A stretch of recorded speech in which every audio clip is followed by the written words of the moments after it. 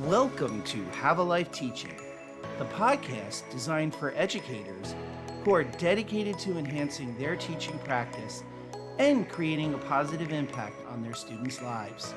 In each episode, we'll dive deep into the world of education, exploring a wide range of topics related to curriculum, instruction, and assessment in K-12 schools. Together, we'll learn from the brightest minds in the education field. So if you're a passionate educator who's ready to take your teaching practice to the next level, join us as we explore the exciting world of education. My name is John Shimbari, signing in and saying, let's have a life teaching. Hello, everyone. Welcome to another episode of the Have a Life Teaching podcast. We have multiple people joining us talking about a very important subject, and that is the future of Holocaust education. As some of you might know, January 27th is the anniversary of the liberation of Auschwitz. It's been 80 years since Auschwitz has been liberated, and January 27th has been designated as Holocaust Awareness Day. With that said, let me introduce our panelists. We're joined by Maud Dahme. Maud is former New Jersey State Board of Education president. She is also a survivor of the Holocaust. She survived the war in hiding in the Netherlands. She is also the subject of a great documentary by PBS called The Hidden Child. And she is the author of a relatively new book, Chocolate, the Taste of Freedom. We're also being joined by David Modigliani, who is a executive producer, creator with live action projects. He has created this amazing podcast called Pack One Bag about the experiences of his Italian grandparents fleeing Italy and the Holocaust. His grandfather also went on to win the Nobel Prize in Economics. So we'll talk a little bit about David's family experience during the war. He is also a film documentarian, and some of our listeners might know his work, Crawford, about the impact of George W. Bush's move to Crawford, Texas, as well as Running with Beto, about Beto O'Rourke. We are joined by Mike Pawlowski. Mike is a 7th grade ELA teacher in New Jersey who works with Maud and brings Maud in to talk to his students. So no one better to talk about the future of Holocaust education by bringing in someone who's actually doing that. And last but not least, we're being joined by Catherine Clark, Senior Director of Programs at USC Shoah Foundation. We'll start with the first main question. Why is it crucial to teach the Holocaust? And we'll start with Maud. Well, I think it's so important right now. There's so much going on in the world and so much is happening. It's so important to teach it right now, to give kids an understanding so they can be upstanders instead of bystanders and get involved. And that's what survivors like myself are trying to share with our students. Now, Michael, you bring Maud in to speak to your students. How would you add on to what Maud said? Why do you think it's crucial that we still teach the Holocaust?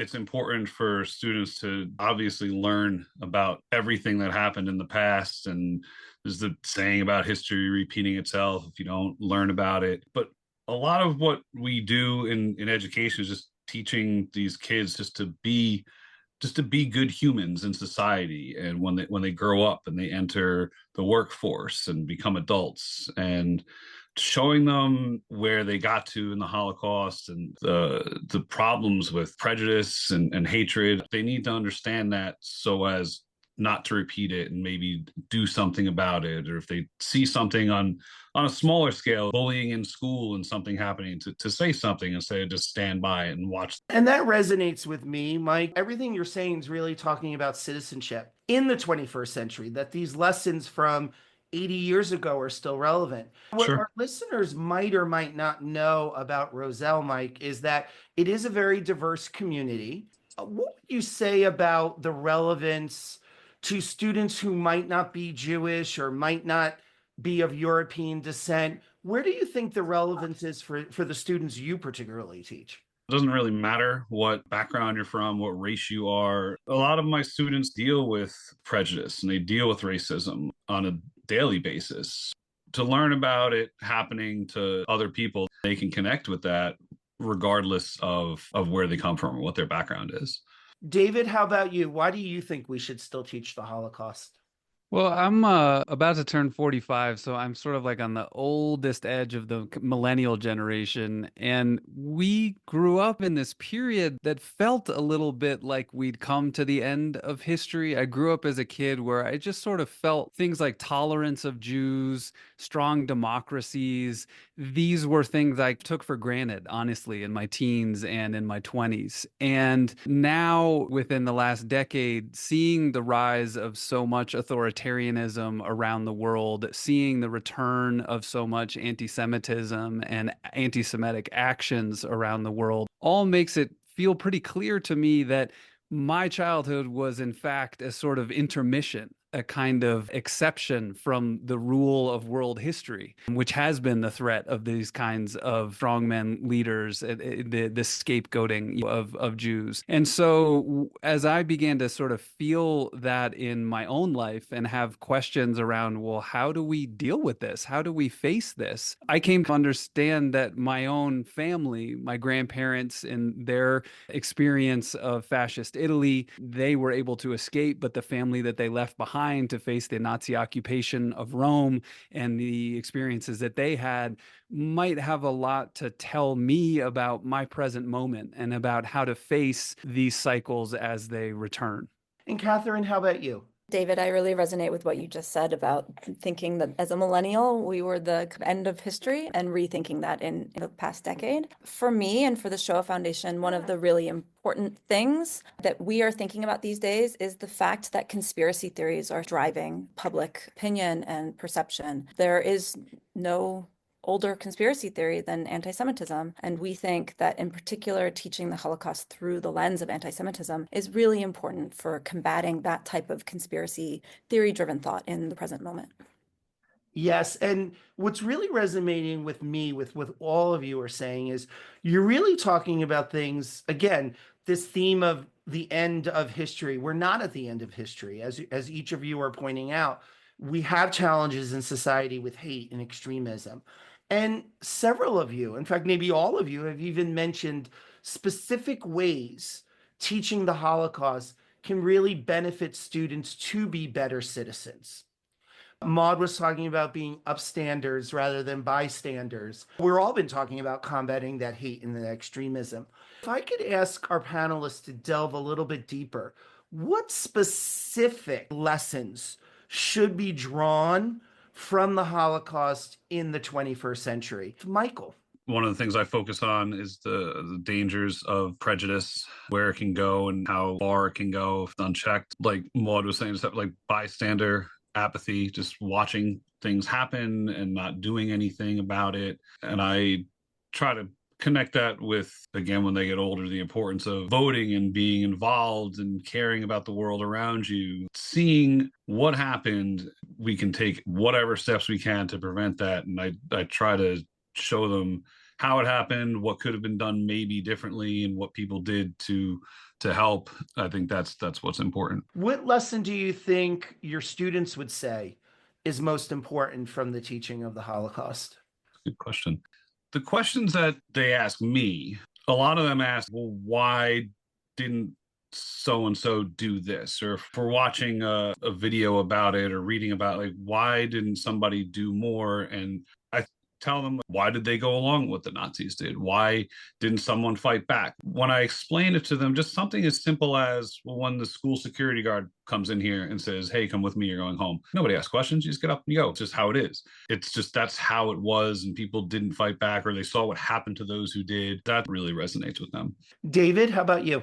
A couple lessons that struck me from my investigation of my family's past. One is how swiftly things can turn against a group that's marginalized or othered or scapegoated. My grandparents grew up in a very inclusive Italy. In 1870, the country united, the Jews were let out of the ghettos, and they were really part of mainstream society. The king of Italy came to preside over the opening of the big Jewish synagogue in Rome in the early 1900s. Mussolini had two Jewish members of his cabinet as late as 1935. And 3 years later, the same king that had presided over the opening of the synagogue was co-signing on the leggi razziali, the racial laws against Jews that prohibited Jewish kids from going to public schools, kicked the teachers out, said Jews couldn't own businesses, etc. And Mussolini, of course, who had Jewish members of his cabinet, was the one who was promulgating those laws. And so I think the sense of security, as I was speaking about earlier, growing up, to some degree is a pretty thin layer of ice. And so awareness of how quickly things can turn, and therefore when they feel like they're beginning to turn, the importance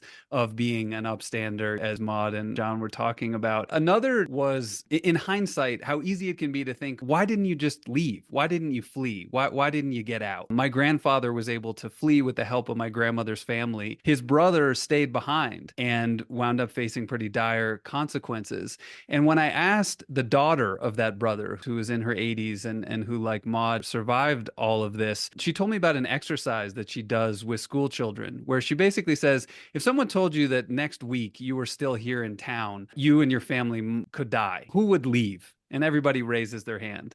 And then she says, if anything I say applies to you, I want you to bring your hand down. She says, who has an elderly grandparent that they have to take care of? Whose parents speak another language, or parents would need to be recertified to work in another country? Who has extra money for visas and tickets to leave the country? And she goes through this list of challenges. And by the end, I watched this once in a classroom. And by the end, a classroom of 30 kids that had all had their hands up saying they would leave, there were only 2 kids left at the end that had their hands up in the air. And so that helped me from the outside realize that the inertia, the challenges, that there can be this same question that Mike was talking about, but why didn't somebody do something? It also sort of applies to why didn't you get out of harm's way, which is that there are all these obstacles and inertia around daily life. And there's also the question of resources and privileges that applies. So it's not just should you flee, but who gets to flee? Who gets to overcome this scapegoating or persecution that can be directed at Jews? So those were 2 of the big ones that stuck out to me that feel very applicable to today.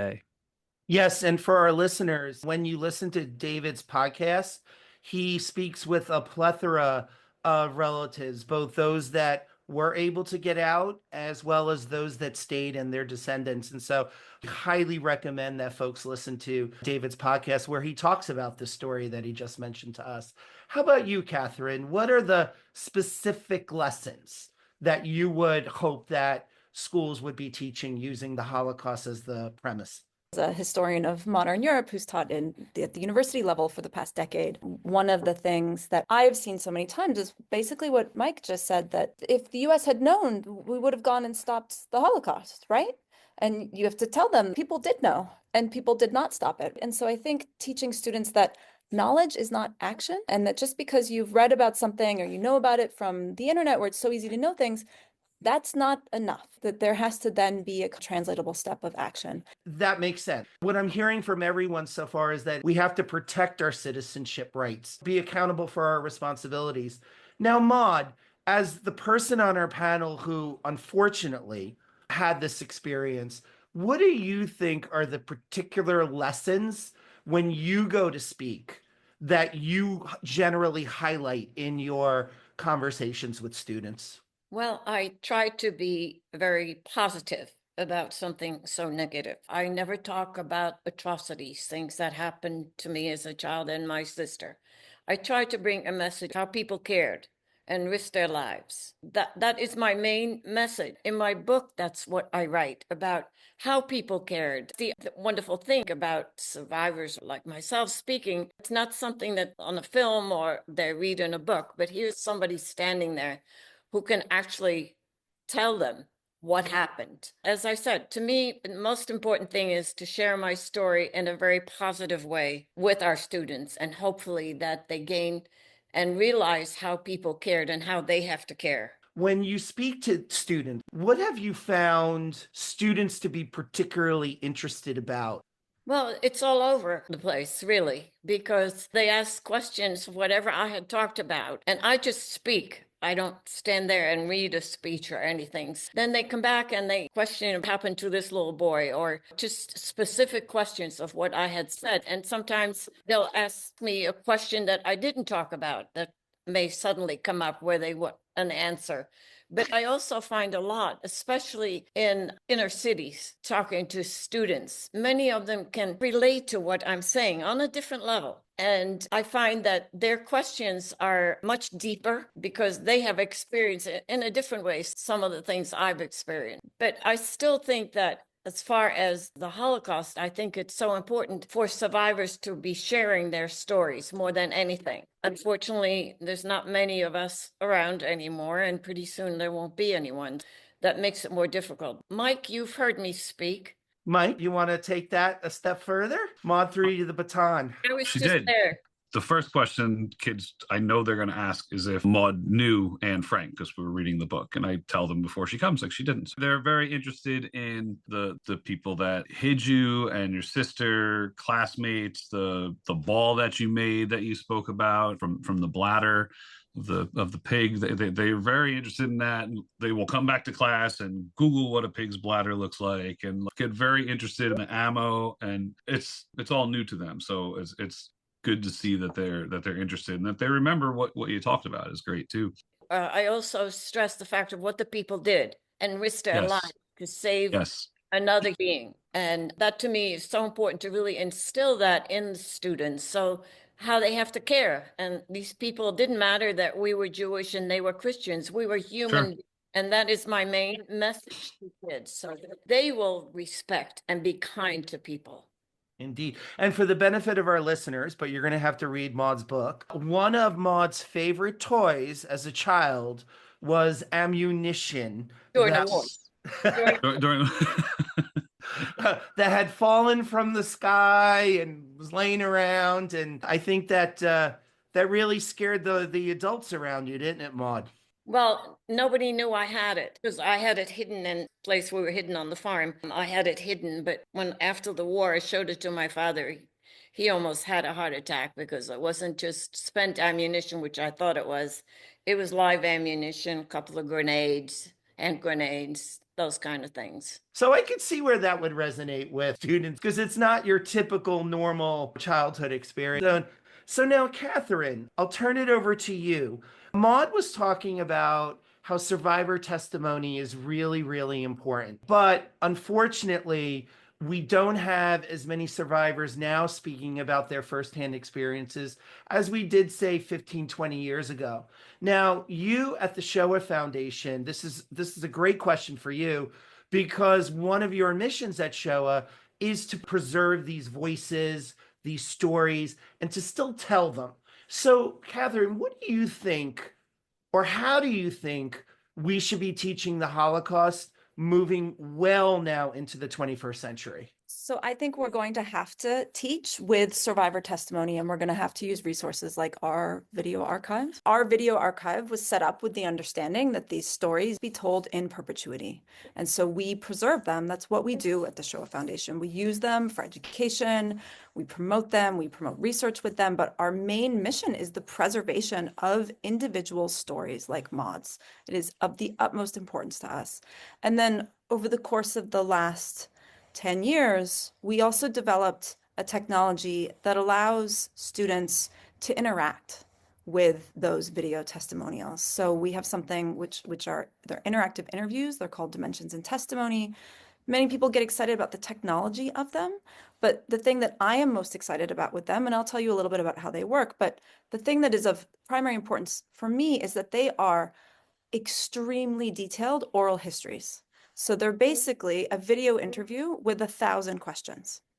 And then when one interacts with one of these interactive interviews, we use artificial intelligence to pair the questions of the user with responses from the survivor. So the only place the AI is working is in the interface between video that's already been filmed and the individual interacting. Because what Maud just said about students being able to ask questions and follow up and engage with what they connect to in the survivor's story is something that we hope, thanks to this technology, will be available in the decades to come.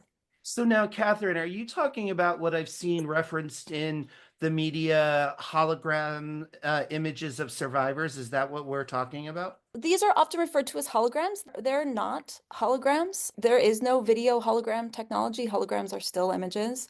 What people can do is use a series of reflections and projections in order to make something look a little bit like a hologram. It's a thing called pepper sky. It's a display technique from actually developed in early cinema. So sometimes these interviews are displayed in that way, but they are not holograms. And the basis of them, I think, is really this kind of human story rather than the technical pizzazz or kind of wow effect that we think about when we hear the word hologram. Maud, you've participated in some of these kind of projects, yes? I did an interview also for the Shoah Foundation. Yes. David, how about you? You're a podcaster, you're a film director. How do you think we should be teaching the Holocaust in the 21st century? For me, one of the reasons that I chose to make an audio project, despite having never done so before, I'd made a bunch of feature documentaries, was in part that the assets that I had at my disposal were black and white photographs. A lot of the principal folks were no longer with us. And yet the stories that my grandparents had told me, the letters, the documents, the diaries of their family members that were trapped inside of the Nazi occupation of Rome were wildly page turning, for lack of a better word, super engrossing just in the drama of it, the story of it.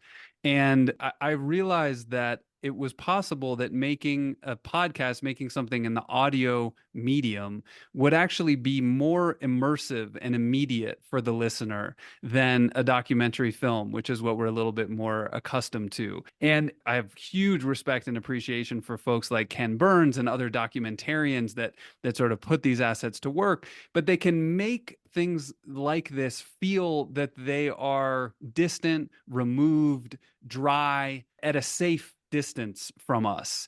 And I found that through an audio medium, through voices, through sound design, that perhaps we could bring this experience to feel a little bit more immediate to the listener. And that much like as when you're reading a book or a novel and you're sort of building the world in your mind's eye, and it is almost richer than you could ever have on screen.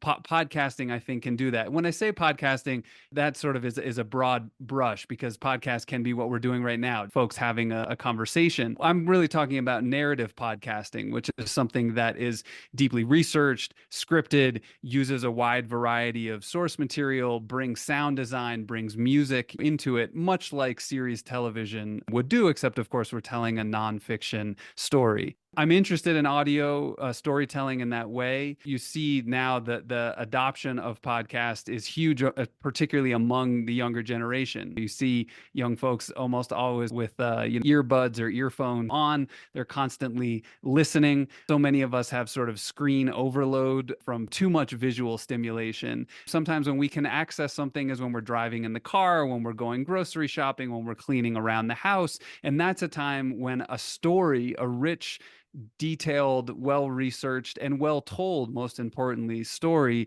can draw us into a history and make it feel immediate, immersive, and relevant to our own lives. That's part of why I turned to audio to tell my family story, and why I think that audio storytelling and narrative podcasting in particular, not only my own podcast, Pack One Bag, but I highly recommend We Share the Same Sky, which was supported by Captain's USC Shoah Foundation, which is a beautiful story. Projects like this, I think, can draw folks in to feel they are swept into a story. They feel the stakes of the characters. They care about the people at the heart of this, just like the students who meet Maud say, that's a person. I care about this person and what is happening to them, happening to their lives. And therefore, I feel motivated to better understand the historical context around them. I'll eat a little bit of my vegetables because I am swept up in the drama of this person and life and death stakes around them. And speaking about this narrative storytelling, unfortunately, your grandparents are no longer with us, but their story can still be told by others. And in fact, although obviously I was going to listen to your podcast anyway because of the topic, but Stanley Tucci narrating the voice of, I believe it was your great-grandfather, yes? Exactly, yeah. How did you get Stanley Tucci involved in your project?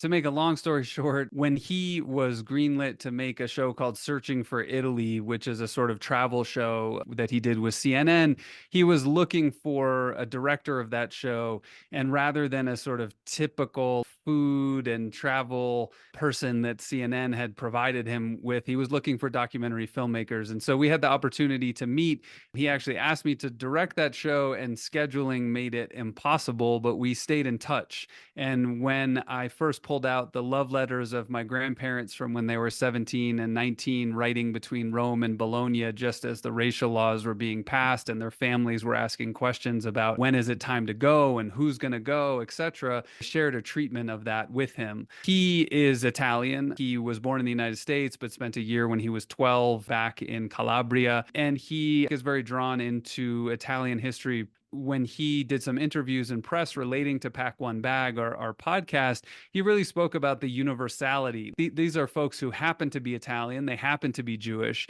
but the questions that they're facing, families in the middle of political crisis trying to make hard decisions, families who are being persecuted and who may be split apart, who are trying to find a way through a very difficult situation, that felt very present to him and felt very applicable, not just to this particular group of people, but in a very universal way. And he felt the importance of telling that story now. And that's why he came aboard. And yeah, he not only, of course, are my grandparents no longer with us, but my great-grandfather, my grandmother's father, was known in Italy as Il Re dei Libri, the king of the books, because he ran the biggest book distribution business in Italy. And he was really the one who had been planning an exit strategy, moving money outside of the country. He had contacts from around Europe that help him have a little more context than just Mussolini's propaganda machine. And when the racial laws were packed, he told my grandmother, I want you to pack one bag. We're leaving in the morning. We're going to make it look like we're going on holiday. And they had already sort of created this exit strategy that was in place. And when she said, well, I'm not leaving without my boyfriend, who was this pesky kid from Rome, the one that would go on to win the Nobel Prize, her parents agreed to allow that he could come with them, first to Paris and then ultimately on the last boat out of mainland Europe before Hitler invaded Poland. And so Tucci helps bring through the documents that we found of my great-grandfather. He helps bring that to life. It's certainly helpful to have someone with a platform and a following involved in a project like this to shine a spotlight on it. But I also think that anyone with talent to make something like this feel, when you hear him bringing that person to life, it feels like a real person. It doesn't feel like he's acting. Again, it doesn't feel like this dry, removed history. It feels like something very human. It's funny we're talking about storytelling, because one of the reasons why I wanted to connect Michael with Maud is I happened to have been in Michael's class when he was reading The Diary of Anne Frank, the play, and having his students participating in that. Michael, my segue to you. We've talked about podcasts and storytelling. You have your students reenact the play. I've seen you have students create dioramas and stage designing the annex. Catherine was talking about video interviewing. Maud participated in that. Are there any other ideas or any other things that you do in your classroom to make the Holocaust more real for students, particularly when Maud isn't able to come in and speak? I brought the diorama. I don't know if you guys will be able to see it on camera, but the student created this diorama of Anne Frank's annex. And I thought it was so on point. The light works. And this isn't the only one that was great. I tried doing things that either get them up and moving, get the creative juices flowing. I've had them do magazine projects where they were to publish a magazine, but the time period be during the Holocaust. So they have to create a cover in a magazine. What would be in that magazine? We'll come up with interviews of people and how that would go. The play they get really into starts off the same way almost every year. We're sitting in the desks and they're reading it. And then one student will be like, "Well, can I get up in front of the class?" And then some more will get up there. And if in the play Anne Frank is standing on the chair, the girl playing Anne Frank will stand on the chair, and they'll sing "Oh Hanukkah." And when I tell the other classes like, "Oh, this is what this class did," then they want to do the same thing, and they get involved. And the play does a good job at showing the moments of levity and how fun Anne was. It's such a horrible time and topic, but to be able to show them laughing and what they may have done in the annex and bring some of those moments in the diary to life, that helps them get invested, and they want to learn more from there. Combining tactile dioramas and plays and then also digital stuff, I think it's important to do both. It will help them learn. Indeed. And actually, you're segueing, Michael, to my next question, which is we want to make Holocaust education interesting, entertaining for students. And this is a question I'm going to ask all the panelists. We even have Holocaust tourism. I was lucky to be part of Maud's tour to Europe. But there's a downside to that. There's a downside to making such a horrible experience entertaining. I'm going to start with David. And I think David's a good person to start with, given that he's created this emotionally riveting podcast. How do we balance the two? How do we balance teaching about it, making it interesting for students, but not over glamorizing it or making it too fun? David? Well, I think it's the question with any kind of responsible storytelling that you never want drama for drama's sake. Every bit of the drama in stories like these needs to be earned. I make no apologies for trying to tell and certainly would encourage teachers to try to lead with personal stories, human stories. It's why testimony like Maud's, in person is so riveting for students, because they feel the human connection, they feel an emotional connection to human beings. Certainly stories of children are so powerful because other kids can relate to that is a person like me dealing with the same mundanity of everyday life. But I would make no apology, I guess, for leading with the drama, the high stakes of moments like these that can define life, but to always do so responsibly, to contextualize these narratives. These narratives may be suspenseful, they may be dramatic, they may be romantic, they may be heartbreaking. But when those aspects draw a student, a listener, anyone into a story, they then are ready for the context that is going to share with them some of these thematic things that we've been talking about. What was happening with the other people around them? Why wasn't anyone doing anything? What were the historical machinations putting their lives in jeopardy? Leading with story, leading with drama is a useful way to hook students and listeners into lending us their attention, which is the most precious and most challenging thing to capture these days. But it should feel like a doorway into the substance, into the themes, and into some of the lessons that we hope to share and impart. And Catherine, how about you with these video testimonies and all the benefits that digital gives us, but still there's that underbelly of trivializing this. How does the Shoah Foundation get around that while still making the topic interesting for students? Yes, we have produced just a tremendous amount of useful resources for educators. So one of the things that we teach first and foremost about work using testimony in the classroom is that you have to know why you're doing it. So if a teacher is doing it in order to entertain, then you might get the reaction of students simply being entertained or being there for the drama. But if a teacher is doing it because, as teachers do, they're trying to teach something, they're trying to teach a particular lesson, they're invested in historical context, then they're going to frame the testimony in that way. So I think what David talked about with context is so important for us and the thinking that we have. And it's not just historical context, but it's the context of the lesson plan. It's the context of the classroom itself. It's the context of the children who are in that classroom. These things are what teachers need to have in mind as they think about how and when they bring testimony into that environment. Now, Maud, you're probably aware of this. They're bringing a replica of the annex to, I think it's the Museum of Jewish Heritage in New York. Other organizations do virtual tours of, for example, the annex.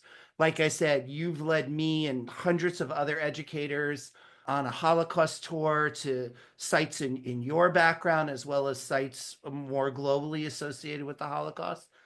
And even at the time that you were leading my group to Europe, I was conflicted with the fact that in a way I was contributing to a tourism industry, but yet I understood why I was there to be able to better teach my students about the Holocaust. What are your feelings about this as a survivor? How do we get students interested, but how do we not trivialize it or the activities that we use and do with students to lose sight of the message? Well, especially in New Jersey also, I'm currently also the chair of the Holocaust Commission. We've been working a lot with teachers on the curriculum also. I think that's a very important part of it also. But I find that with the tour, I've taken about 500, over 500 teachers that seeing the results from them going, yes, you are contributing to tourism and where we are and all that, but they gained so much knowledge because many of them now they feel it and touch it by being there. And they have all told me that their way of sharing it and teaching it with the students is so much more real because they felt it, they've touched it. In that respect, that has been a great help for teachers to see the sites and really experience that. And I'm still a firm believer in it for teachers to see the sites. And the beauty of it is actually that most of the teachers are not social studies teachers on my tours. There may be an average of 30 or 35 teachers. There may be only maybe 3 or 4 social studies teachers. But we have music teachers, art teachers, because so much can be taught about the Holocaust, not only in history, but in many other phases. Teachers have been doing wonderful things with art after they've been on the trip with their students. It goes through all the curriculum. So I think in that respect, I feel that that's been wonderful because it has really expanded more into other areas within curriculum, knowledge, and their teaching to students. I would agree. I'm no longer in the classroom, but I know that that trip allowed me to explain things in a way that I would never have been able to explain them had I not physically been at some of these sites. And I do think that that made the learning a little bit more real for some of the students. So yes, so thank you for that, Maud. I mean, I could speak as just one of those 500 voices. How do we make students carry the voices of survivors, of victims forward? What are some ways that we could center students in this work? For example, when I was still teaching, some of my students twinned with survivors through a project at Jewish Federation Metro West up in central and northern New Jersey.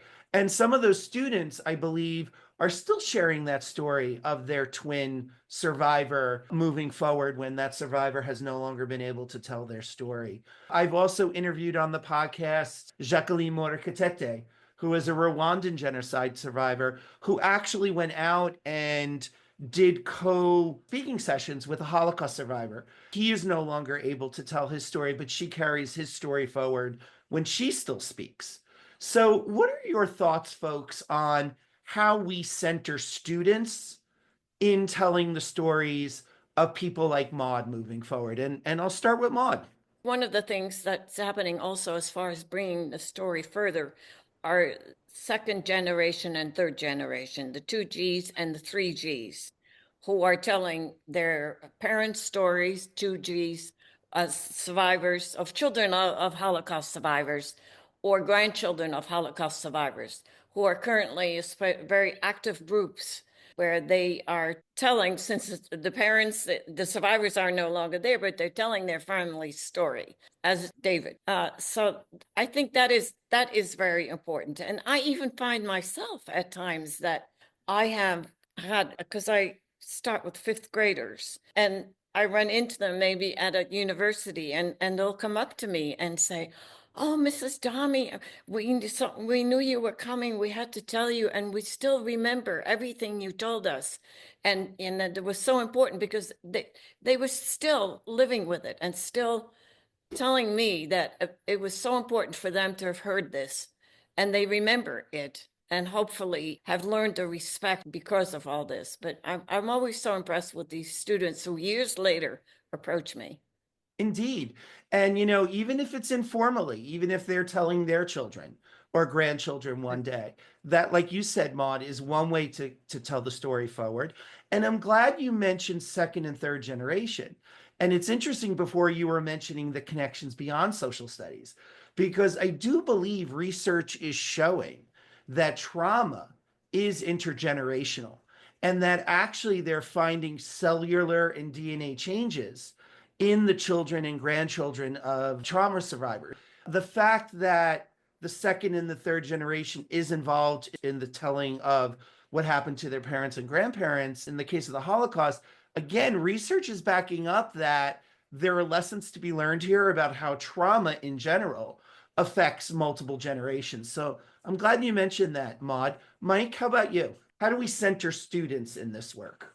It's important to keep doing various assignments that get them engaged and get them wanting to learn more, whether it's interviewing, finding people to interview, or research projects or poetry. Like Maud said, listening to second and third generation people as we move forward. I had a parent ask me at back to school night why we teach the Holocaust. And I was really taken aback. I thought it was shocking that an adult was asking me that. That just makes it seem more important to me to have the students and get involved any way they can to understand the importance and carry it forward. Catherine?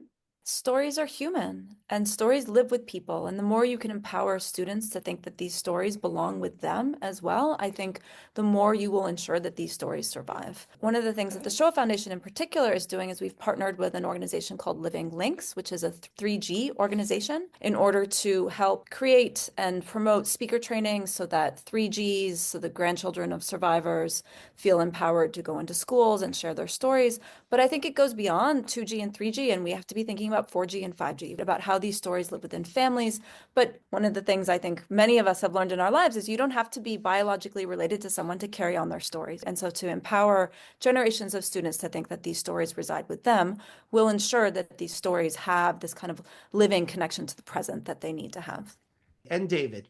Couple things. One, obviously I'm biased, but I think that the work that goes into packaging these stories into consumable, digestible, digital formats is so valuable that 50 years from now, 100 years from now, to have the type of interactive technology that Catherine was talking about is amazing. But I also think that storytelling, like films, like podcasts, something that people can lose themselves into, but that have strong narrative arcs and that are efficient in their storytelling to capture a whole narrative arc of deeply human stories with rich historical context are super valuable in that way. And so the support of those and the distribution of those are popular. Finding, experimenting what resonates with students, exposing them. Which of these films was your favorite? Which podcast grabbed you? Assigning, breaking this classroom up into 4 groups, and they're each going to listen to or watch a different thing and then share that with the rest of the class and have to tell the story to the rest of the class about whatever they watched. Which gets to the other thought I'd make, which is just around action, that it's not just about listening, but also about exercises. I was blown away by the diorama that Mike showed, this kind of hands-on activity, which reminds me of an action when I went with the survivor cousin of mine. And she basically asked the school administrators on the same day after she had given her talk there to go into the classrooms and said, everyone with blue eyes needs to come up and leave the classroom, to see how people responded and reacted.